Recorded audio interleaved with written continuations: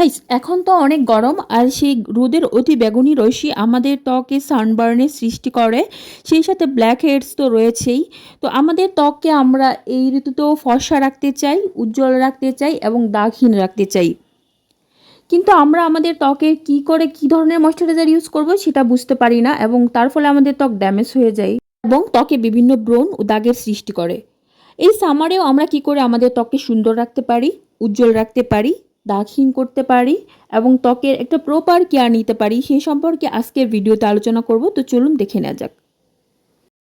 Ponds super light gel cream. আপনার ত্বকে যদি অনেক বেশি অয়েলি হয়ে থাকে, আপনি অয়েলি ভাব দূর করতে এই ক্রিমটি আপনার জন্য অত্যন্ত ভালো কাজ করবে।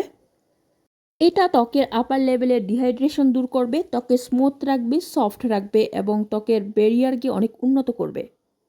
আমি আপনাকে যে ক্রিমটি সম্পর্কে আলোচনা করব সেটা হচ্ছে সিম্পল হাইড্রেটিং লাইট ময়শ্চারাইজার।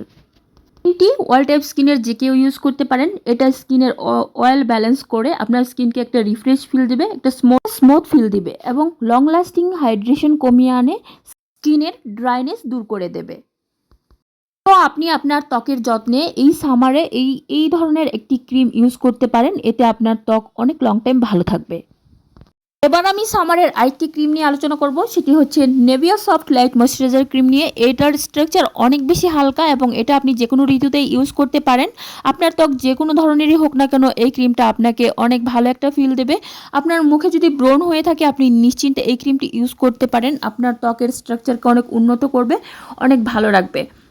তো আপনার জন্য আমি এই ক্রিমটিও সাজেস্ট করছি। আর সর্বশেষে আপনি হচ্ছে এই গরমে প্রচুর পরিমাণে পানি পান করবেন। ত্বককে সুস্থ রাখতে নিয়মিত 2-3 বার মুখ ধুয়ে নিতে হবে। এর সাথে বাইরে বের হওয়ার আগে অবশ্যই সানস্ক্রিন ইউজ করতে হবে। আমার ভিডিও ভালো লাগলে এবং রূপচর্চা বিষয়ক যে কোনো টিপস পেতে আমার চ্যানেলটি সাবস্ক্রাইব করুন।